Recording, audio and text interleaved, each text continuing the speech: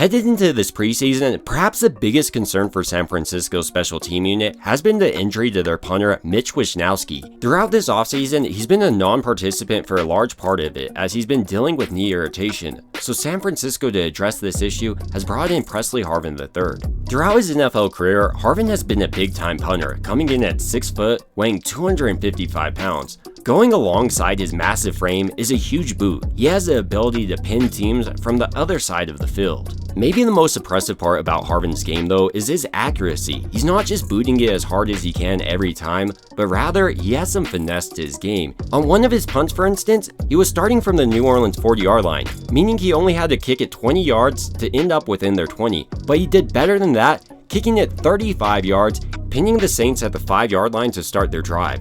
And while Pressley Harvin was undoubtedly impressive on the special teams unit in this game, there were also other players who really stood out to me. So in this video, I want to break down his performance among others. Starting out with arguably Harvin's worst punt on the day. On this play, he's trying to pin this returner back on his own 10. And he's able to get a lot of hang time under this ball. You can see how that allows San Francisco's coverage unit to be able to get down the field and stop this for a pretty minimal gain. While Harvin's worst punt on the day is still pretty impressive, I would still have to say his best punt had to be this one where he was able to pin the Saints within their 5 while he's punting on their side of the field. It's really rare in my opinion to see a punter with such a big leg be able to control his power and even put different spins on the ball. Like here, this backspin is pretty impressive. Outside of this pretty accurate but small boot, Harvin impressed by his ability to flip the field. On this play, Harvin is kicking from his own 25-yard line. But regardless of that, he's still somehow able to pin the New Orleans Saints within their 5. And once again, it's pretty impressive for Harvin to realize that he has such a big leg, he does need to put a backspin on this ball so it doesn't just roll into the end zone. And I know he had his ups and downs with the Pittsburgh Steelers, but Harvin is only 25 years old, so he might have finally figured it out. And if he's able to keep up the same level of consistency, I wouldn't mind San Francisco keeping him in until Mitch Wishnowsky is 100%.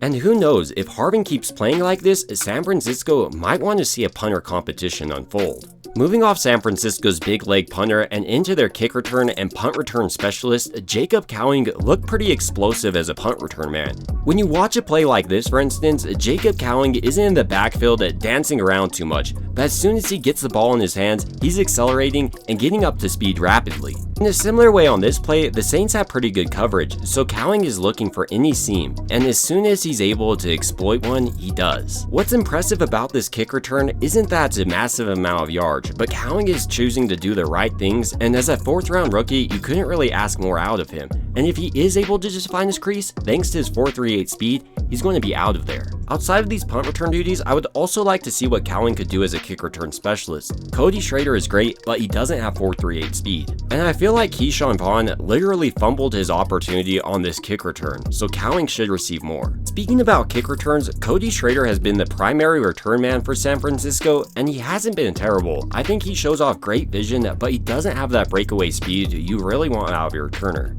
But even with that being said, he still was able to remain active on the kickoff side of things here making this tackle. While you can say a lot about Cody Schrader, one thing you can't say is he's not a football player. He can really do it all, and this is going to be a big reason why he's going to secure a 53-man roster spot. And that's more so the case when you consider he's the first back off the bench not named Jordan Mason. Another rookie that's really been impressive to me has been San Francisco's 7th round selection, Tatum Bethune. In this last game against the Saints, he led the team with 6 tackles, and while he's great on the defensive side of the ball, where he's going to make the team is the special teams unit.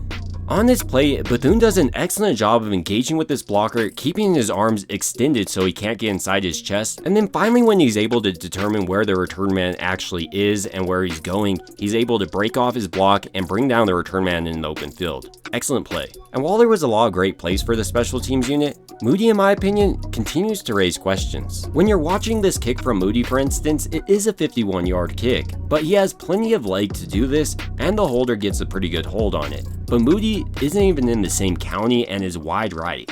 And sure, Moody was able to make all the other kicks in this game, but this could have been the difference between losing and winning. If the Saints were able to drive down the field and get a touchdown, right there, this kick would have changed the course of the game. He makes it, the 49ers win. He doesn't like he did here, they lose. So heading into the season, I still have my questions about Moody, especially in his ability to deliver in big time moments. But ultimately, these are just some of my thoughts of who really stood out on San Francisco's special team unit, and I want to hear who stood out to you. It would also mean a ton to me if you could like and subscribe, and as always, I hope you guys have a great rest of your day.